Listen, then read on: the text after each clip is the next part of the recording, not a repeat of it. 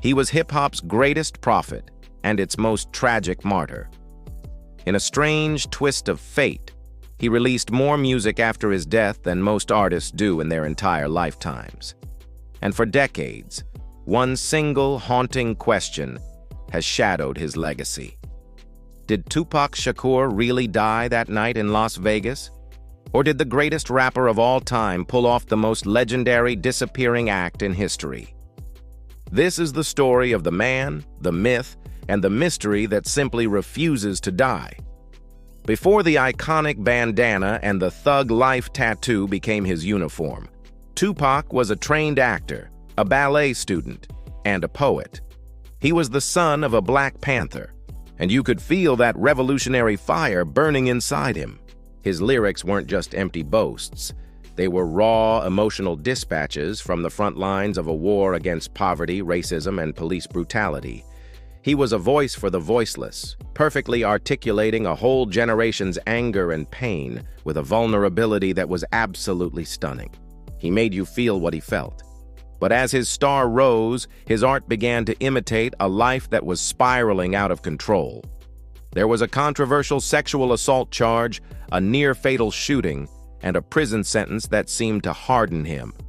He became completely consumed by the infamous East Coast versus West Coast rivalry, a beef that played out less like a rap battle and more like a Shakespearean tragedy.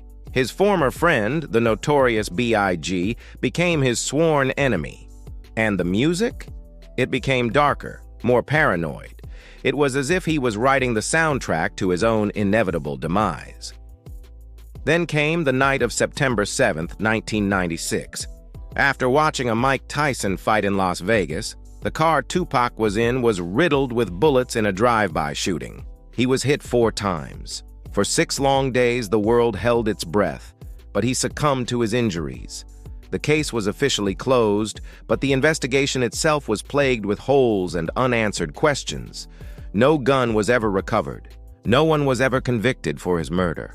The official story just felt incomplete. It left a huge vacuum that would soon be filled with endless questions and wild speculation. And then, the theories exploded. Fans, desperate for an alternative to the tragic reality, started pointing to clues they believed Tupac had strategically left behind.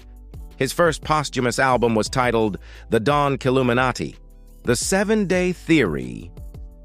Was this a hidden reference to the 7 days it would take him to fake his death and disappear? They dissected his lyrics, finding what they were convinced were explicit instructions for his escape. The most viral theory, the one you've probably heard, that his controversial record label boss, Suge Knight, helped him escape to Cuba, freeing him from his contracts and the escalating violence that surrounded him. They claimed the man in the morgue photos was a body double. But what fuels this conspiracy more than anything else? The simple fact that Tupac never stopped talking. He had an insane work ethic, and he had recorded hundreds of unreleased verses before he died. His estate has released over a dozen albums since his death, making him one of the most prolific ghost artists in history. For fans, it doesn't feel like they're just listening to old recordings. It feels like he's still sending messages, still communicating from wherever he is. Listen to his music now, and it's genuinely chilling. He didn't just rap about the possibility of death. He predicted the specifics with eerie accuracy. In the song Life Goes On, he literally planned his own funeral. In Only God Can Judge Me, he rapped, "I'm having visions of leaving here in a hearse." This wasn't just art. It felt like a premonition. This uncanny foresight is the ultimate fuel for the legend, making it feel like he knew his fate all along, or perhaps that he was in control of it. So, is Tupac Shakur alive? The evidence, the logical part of our brain, says no. He is gone. But the legend? The legend is more alive than ever. He exists in every deep dive conspiracy forum, in every newly discovered posthumous verse, and in the enduring raw power of his poetry. He is the ghost in the machine of hip-hop, a permanent, powerful symbol of rebellion, immense talent, and unsolvable mystery. Now I want to hear from you. What do you believe? Is Tupac resting in peace? Or is he watching all of this unfold from an island somewhere, smiling? The truth is out there, as they say. Tell us your theory in the comments below.